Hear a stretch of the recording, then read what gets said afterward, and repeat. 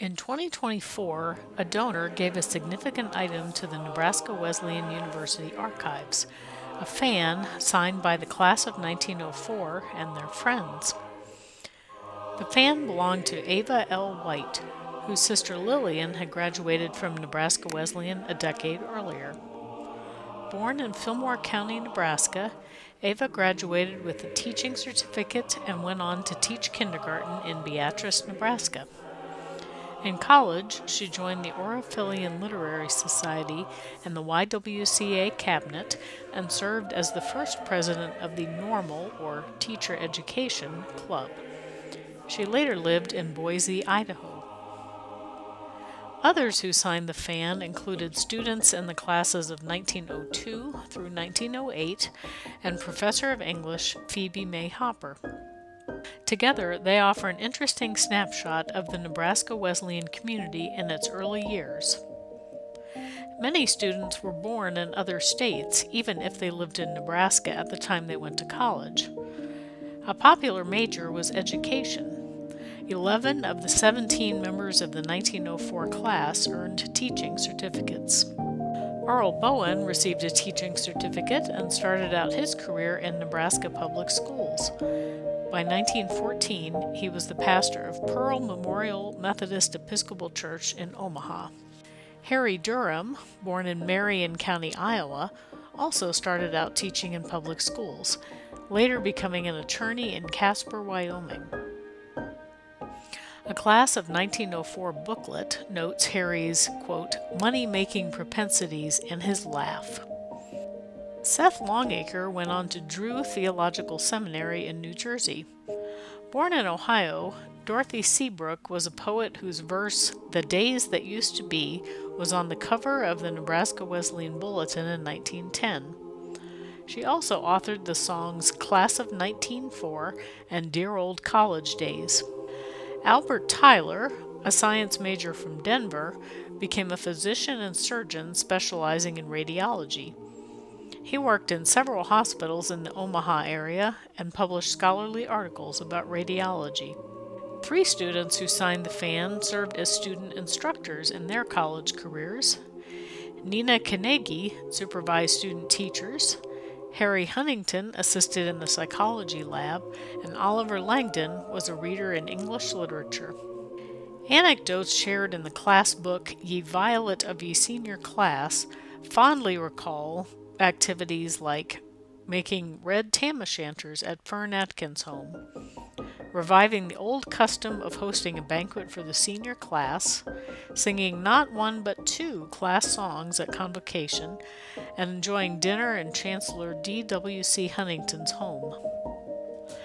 Several of the fan signers ended up married to each other, including Anna Cherry and Shiles Clark, Ethel Simmons and H.B. Durham, and Ethel Briggle and Lloyd Winship. 15 years after its first student enrolled, the university was coming into its own at this time. The class of 1904 marked the largest first-year class at Nebraska Wesleyan since its inception, and 638 students were enrolled in total. When the class of 1904 came to Nebraska Wesleyan, University Hall, now called Old Main, was the only building on campus, though fundraising for a second building had begun. The new building would alleviate growing pains and create more space for the music conservatory, which had more than 200 students enrolled by 1900. A new gymnasium and athletic park were completed in 1902. The university's College of Liberal Arts offered a general education, while more specialized schools taught education, music, and oratory. Students had to complete 130 hours of class study, including work in Bible history, Bible literature, and English. A new chemistry lab had recently been installed on campus. Applicants had to be of, quote, good moral character and habits, and students were not allowed to smoke, swear, gamble, or play cards. Chapel attendance was required. There were no dorms, but the catalog noted that, quote, rooms and board may be secured with responsible families convenient to the university. School spirit was building on campus at the time. Both men's and women's basketball teams were gearing up, and a new athletic association formed around 1902. The university emblem was the sunflower, whose yellow and brown were selected as the university colors. Campus was home to 8 student organizations, 6 literary societies, an oratorical club, and the Vincent Association for men preparing to go into ministry. A prohibition club also formed around this time. Almost all members of the class of 1904 and their friends were in literary societies, including Orifilian, Theophanian, Everett, and Willard. At one literary society event, quote, Miss Ethel Simmons delivered a sparkling address on Women's Sphere. George Sullivan and Mamie Liston sang a brilliant little duet. Anna Cherry read a paper entitled The Prophet's Place in History, and Effie Sands gave a reading entitled Just for a Day. Many of the women were also very active in the YWCA. Per the 1903 yearbook, Ethel Simmons served as president. 90 girls registered for a Bible study rally under the leadership of Ava White.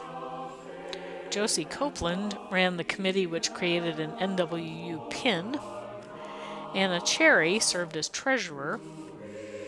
Julia Ingham led the devotional department, which averaged 95 attendees at their events. Pearl Anderson hosted 4 receptions through the year. Effie Sands' efforts grew the membership by 75. Fern Atkins had charge of the Employment Bureau, which helped students earn money for school, and Nora Clark served as missionary chair. Julia Ingham, Fern Atkins, and O.H. Langdon were all officers in the Oratorical Club, which was part of an intercollegiate debating league with Morningside, Simpson, and Baker colleges. Together, the stories behind the signatures on the fan serve as testaments to the camaraderie of the class itself and their friends, as well as bearing witness to the university's own vitality and growth during these years.